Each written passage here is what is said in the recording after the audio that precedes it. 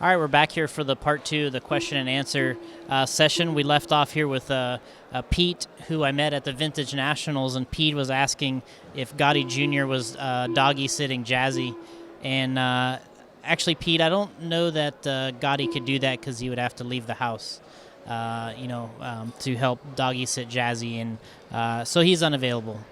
We got Thomas here. Thomas is asking if J Concepts is ever planning to reproduce the BJ4 World's Edition car in the future, or even a four-wheel drive car. And I think that's a good question.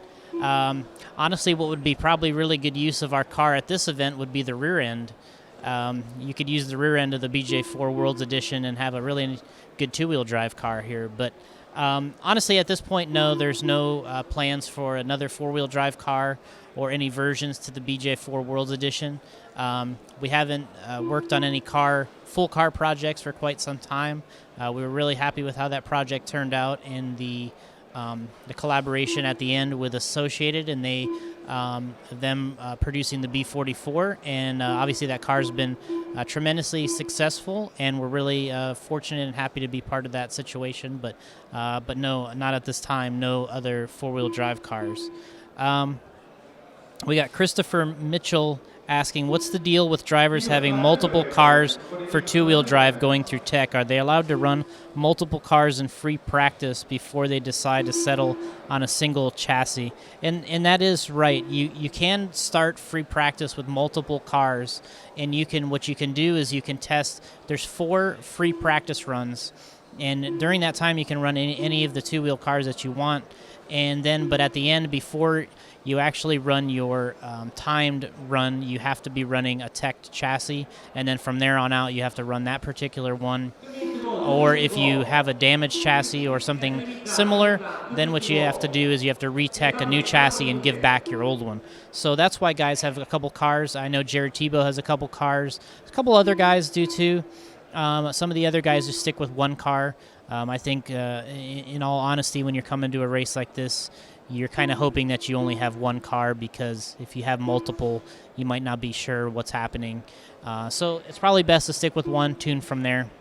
And thanks for that question. And then we got Christopher asking, is J Concepts going to make front wings for a whole range of M cars rather than just try the Associated? And yes, we will have ones for other cars. The difference is a lot of these cars, believe it or not, have a lot of the same geometry in the front end. And on the geometry, the front shock towers are very similar between cars. So for instance, we have the front wing that we make for the B5M, and it works very well on the TLR car. It fits right on the front shock tower. Ryan Mayfield's using it here in the first round of control or regular practice, and it works pretty well. So I think down the road you'll see some more from us, but right now guys are using them on multiple cars. We have guys using them on the X-Ray cars, TLR, Associated, even the Yokomo cars. So it's kind of the one we make is pretty flexible, but down the road I think you will see some more.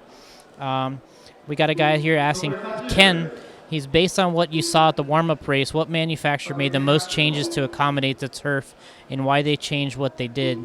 Us guys that never ran on turf aren't really sure why they're changing what they're changing other than the obvious added traction. Well, I think what it is I'd say the guys that have made the most changes would probably be a fairly, it's kind of a tie at this point. We got TLR coming in with a car based off of, actually Ryan came to the warm-up race, I came with him, and he ran his traditional TLR 22 2.0.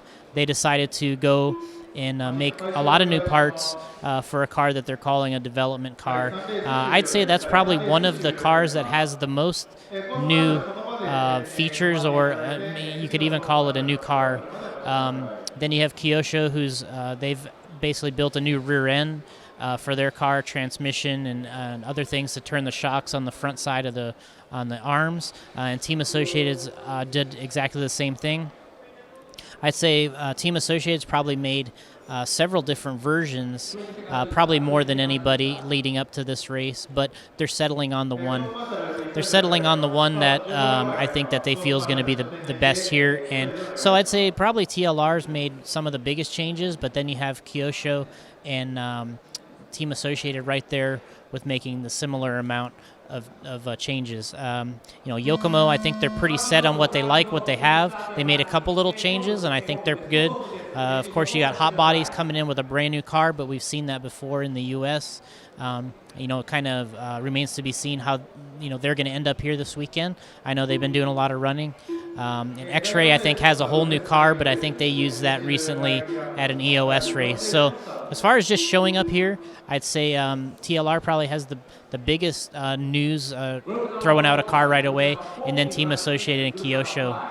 And I'd say that wraps up our part 2 of questions here, and we got more, so we're going to go into a part 3.